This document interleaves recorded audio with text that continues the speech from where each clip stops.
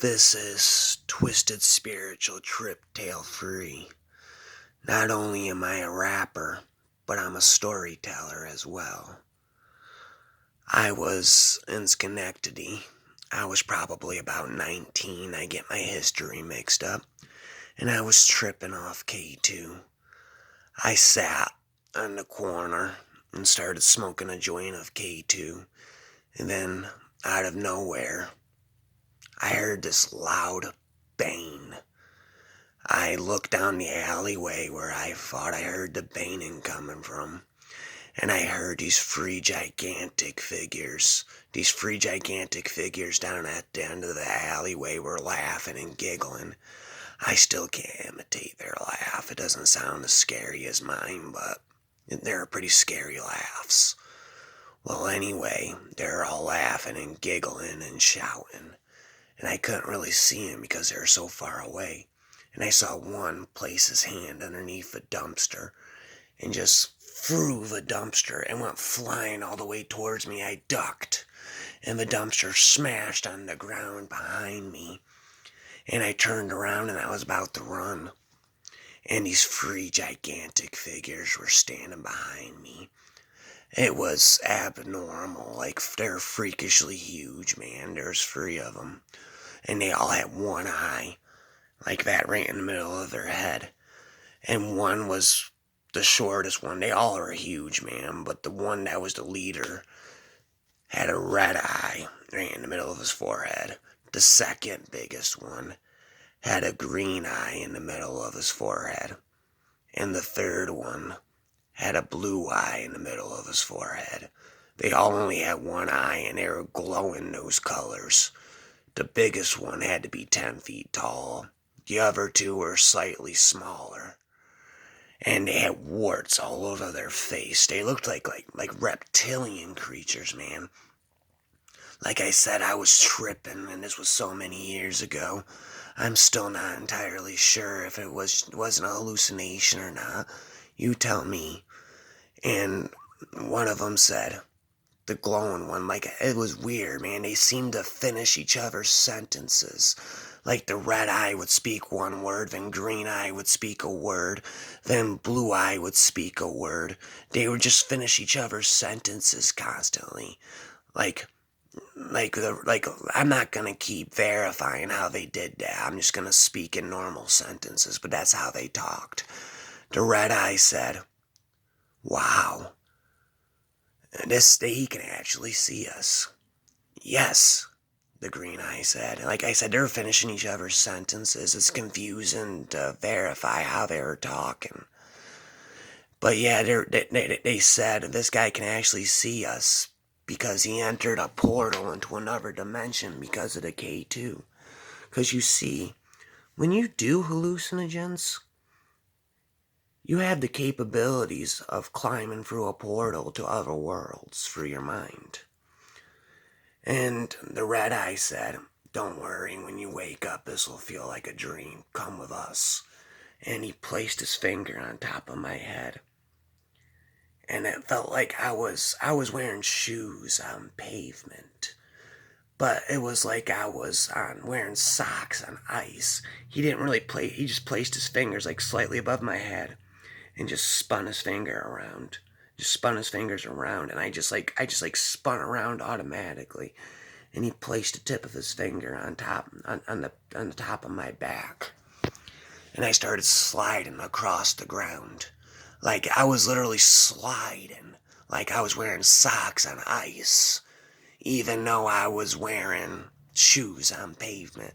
I was just sliding across the ground, and we came to this window that was above my head, and Red Eye said, "Climb in," Green Eye said. Like I said, they finished each other's sentences.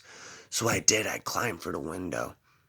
And as soon as I climbed for the window, I was trying to remember where the window was just in case I needed to get out. And Red Eye snapped his fingers, and a fire started right in the middle of the room. And I looked around. I couldn't believe what I was seeing, man. There was body parts everywhere. Like literally arms, legs, eyeballs, every single body part, severed limbs everywhere, all over the walls and all over the floors. They were everywhere, man. It was literally everywhere. There was not a bit of floor that wasn't covered with a body part. And there was blood everywhere underneath the body parts, and all the body parts were rotten and decaying. And I saw this chair on the wall. It was like a stone chair, looked like a throne of some sort. And in the middle of the big room, it was like a big gigantic room with body parts everywhere.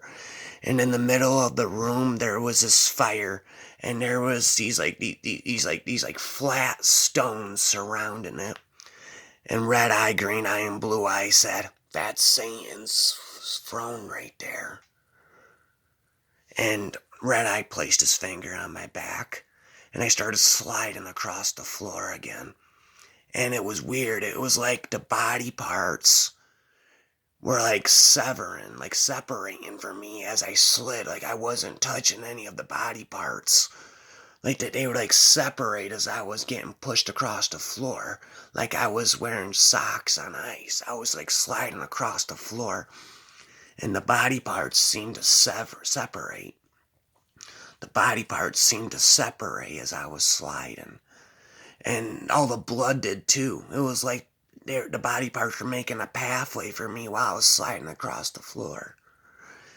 And when I came to the fire, he placed his fingers on top of my head and just like went like that really quick.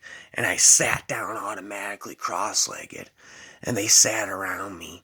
Like I said, continuing, they finished each other's sentences, these reptilian freakish wart creatures. They were covered in warts and were reptilian. They were freakish looking, man.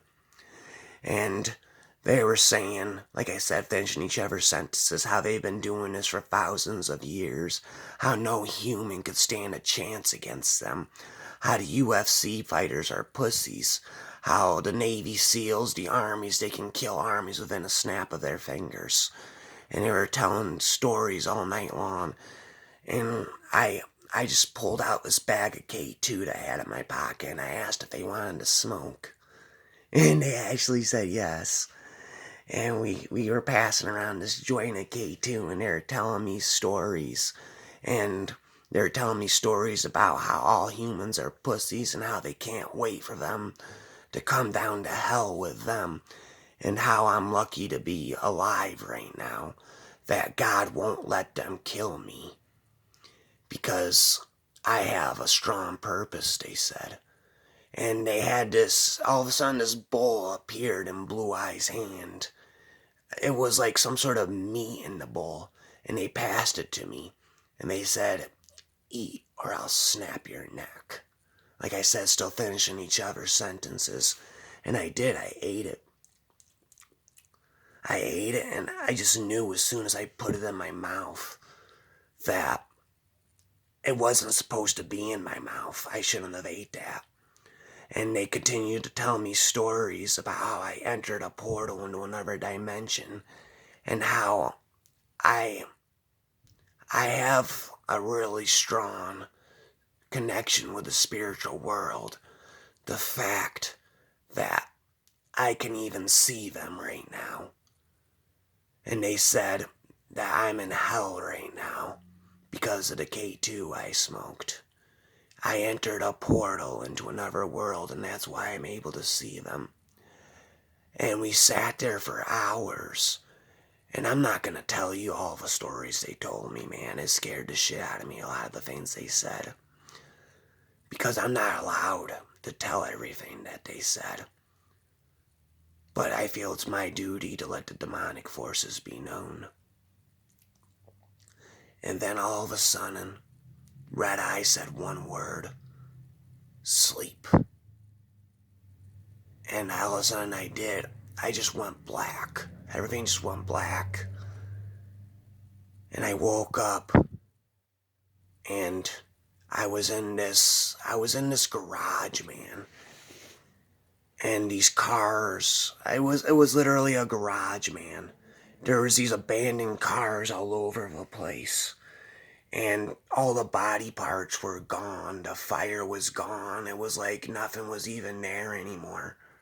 And I saw the window at at the corner of the room that I climbed in. I climbed out, and the dumpster was back where it was. It wasn't smashed in the middle of the road anymore.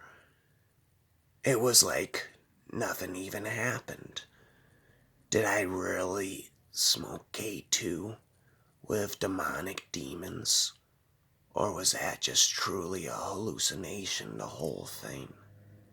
Twisted Spiritual Trip Tales Free.